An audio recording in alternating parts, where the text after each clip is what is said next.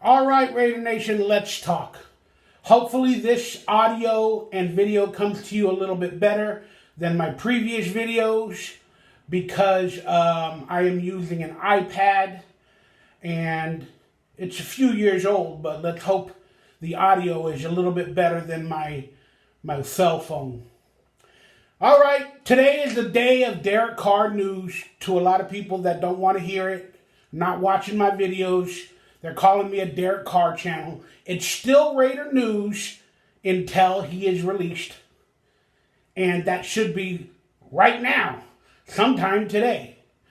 But a story broke that really pissed me off and irked me regarding the Raiders and the Derek Carr situation as well. It was reported by Dov Kleinman, NFL Dov Kleinman reporter, through Twitter, and you guys can see the story or the tweets on my Twitter, at Mikey Raider. Links below, hopefully, to get you to subscribe to my Twitter. But there was a story that leaked on the day of Derek Carr's possible release. I'm sure it's going to happen. But it may have already happened. So forgive me if you guys are getting this video late. But it's been getting really salty and spicy from the Raiders, the press department, whether it be officially McDaniels or Ziegler or Mark Davis covering for the team through the press department or whatever.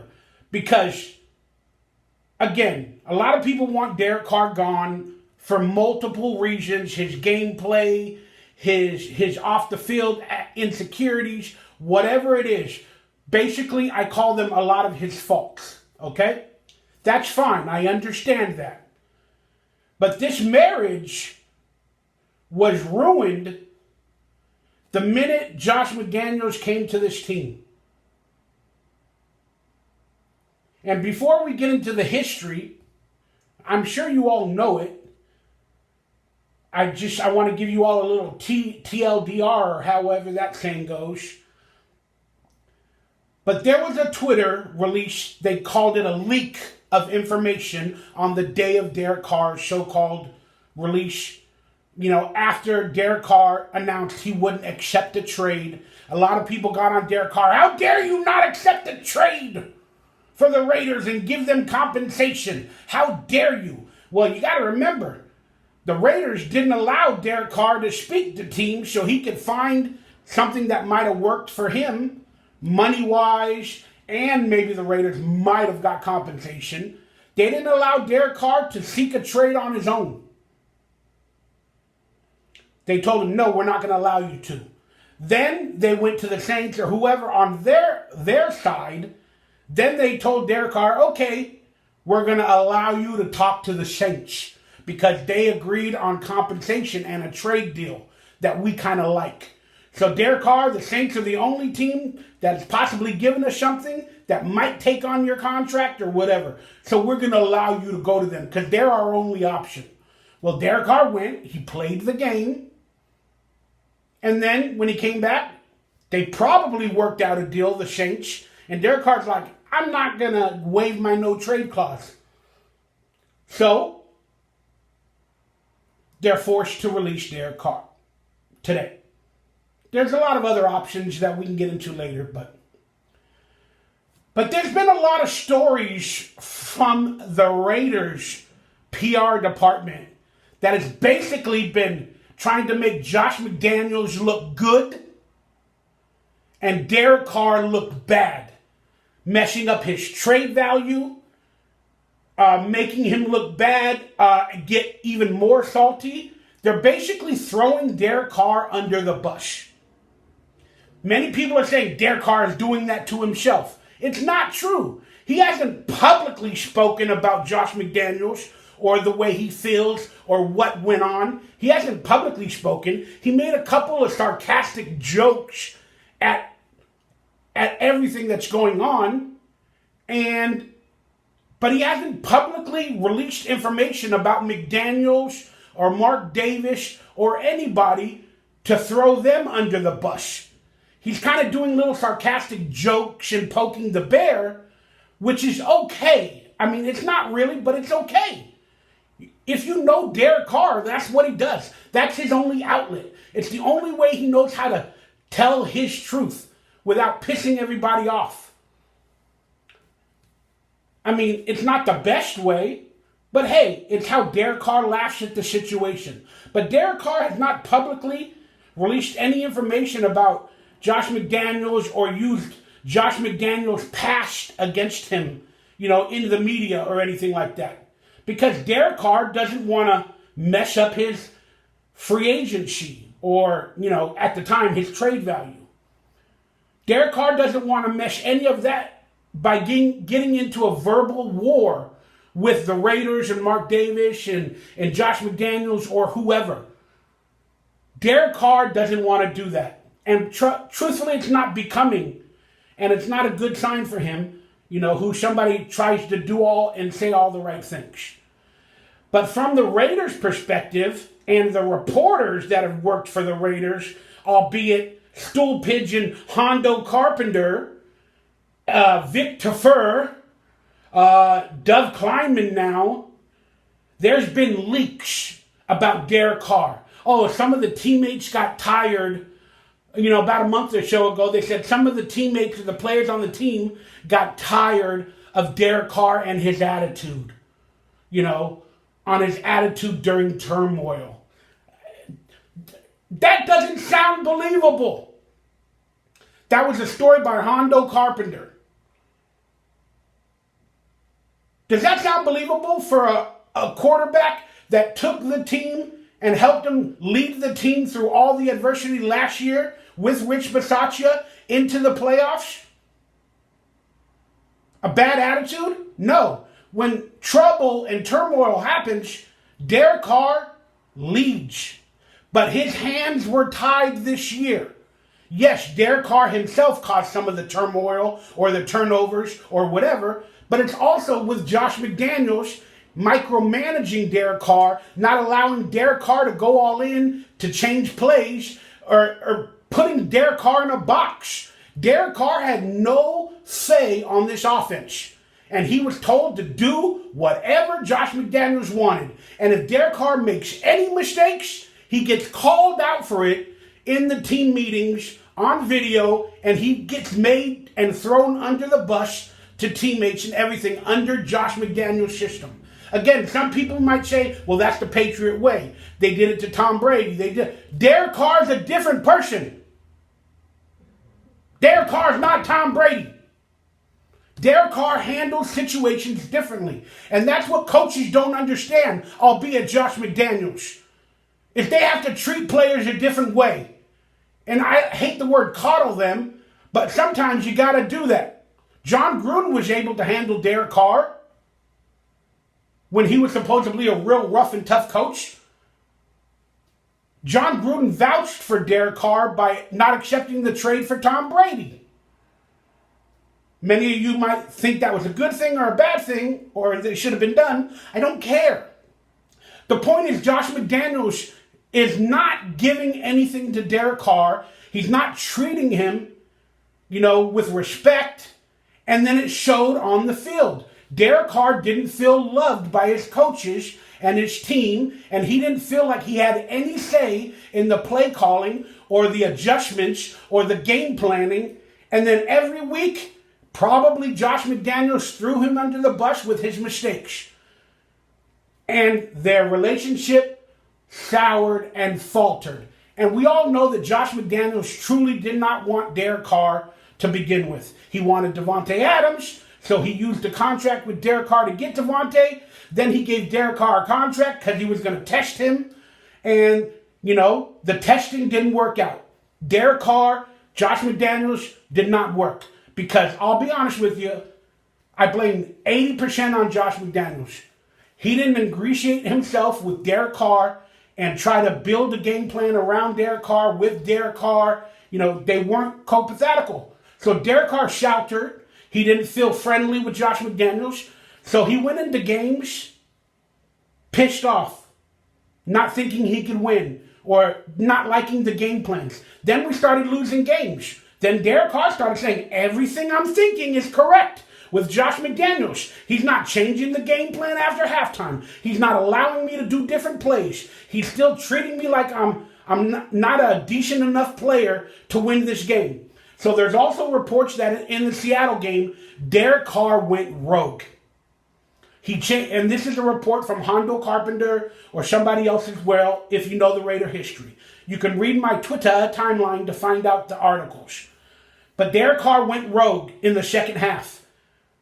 Probably changed game plays in the second half on certain situations, and maybe did plays that he thought would work beyond Josh McDaniels calling them. Raiders won that game.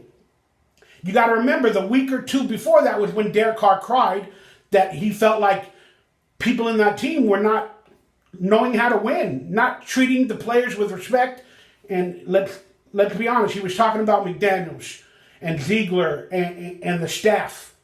But a week or two before that Seattle game was when, Derek Carr and everybody cried, and we needed to get a victory. Then we lost, or that was the Jacksonville game, I believe. But long story short, we got the victory versus Seattle because apparently Derek Carr went rogue. And kudos for him. And that might have spelled the end for Derek Carr. Derek Carr went against his coach's wishes. Then, Derek Carr was on a short leash. Then after that game, Derek Carr had like 7 interceptions in the next three games or however it worked. And then they, cut him. It's because after that game, even though Derek Carr thinks he possibly helped the Raiders get a victory by changing game plans or plays to Josh Jacobs or whoever to help win the game in the second half that Josh McDaniels was not doing correctly in many other games, Josh McDaniels probably threw him under the bus that week at practice or in whatever, and then Derek Carr just had no hope. He had no hope. And then, we all know that he doesn't play well in cold weather. We understand that. We as fans know that. We also know that Derek Carr has issues in the pocket on many occasions. That, I wish he was tougher in the pocket and all that. We all know that. Those are Derek Carr's faults. So now getting back to the report that came out on the day they're supposed to release Derek Carr, there's a report from Dov Kleinman that said it's a leak from the Raiders, a leak of Derek Carr's faults, that the Raiders wish he would be tougher in the pocket and play better in cold weather games. A leak? That's information that a lot of us know. But how dare they use that against Derek Carr publicly on the day he's going to be released?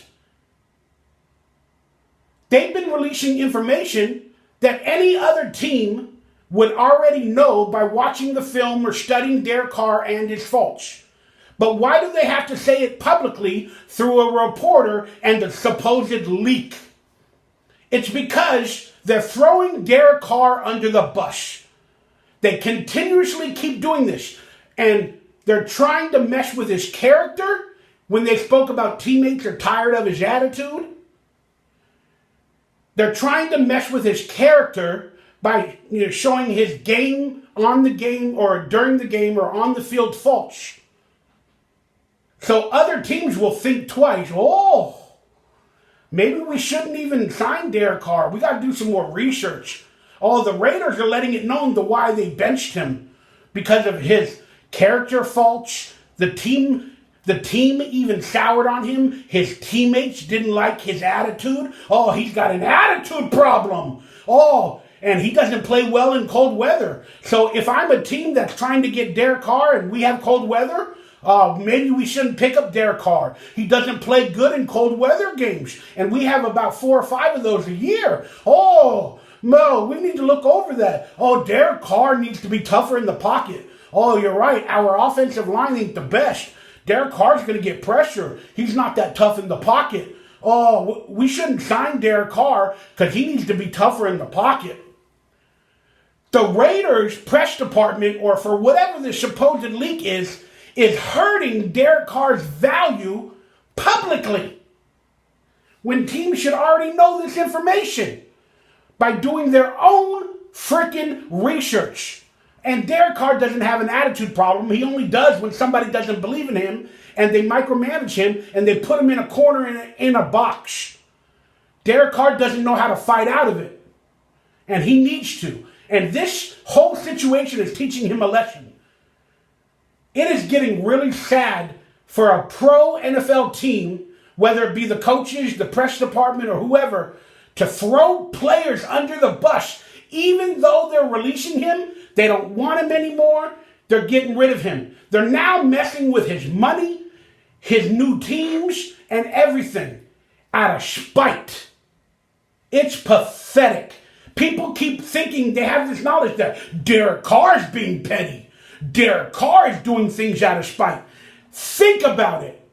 Whether you like him or you don't, he has not done a damn thing to expose McDaniels and his faults, or Ziegler, or Mark Davis, or anything like that publicly. He made a sarcastic joke or two, and that's it. The Raiders press department, McDaniels, whoever, they're constantly degrading his character, his on-the-play field, in supposed leaks. And we don't know who did it. We can't prove it, but it's happening. From Raiders NFL reporters. A pro NFL company should just release the guy, move along, not be salty and do all this crap that they're doing. They're trying to get in front of the narrative because Derek Carr is going to release something in the future. Something. After he signs with the team, he's going to make a comment, a statement, or his brother, or whatever. And it's not going to make McDaniels or the Raiders look good. So as long as the Raiders get out in front of it and release these reports about Derek Carr's character, about Derek Carr's attitude, on the field gameplay, it makes Derek Carr look bad. So when Derek Carr does release any information, if he ever does, or his family or whoever, they're going to be like, see, Derek Carr has a bad attitude. His family, they have a bad attitude. They're probably lying. That's why the Raiders are getting in front of the narrative. Because they know Derek Carr has some stuff on them. And they're trying to mess with Derek Carr's money and everything like this. And this is supposed revenge for Derek Carr not accepting the New Orleans trade. The New Orleans Saints trade. Derek Carr didn't accept it. So now we're going to get him publicly on the day we release him. Would you want to be a free agent or a draft pick and come to play for the Raiders when they're doing this type of stuff? I mean, yeah, players are still going to come for the dollar. But does this make McDaniels or Ziegler or anybody, when you really look at the situation, forget about Derek Carr.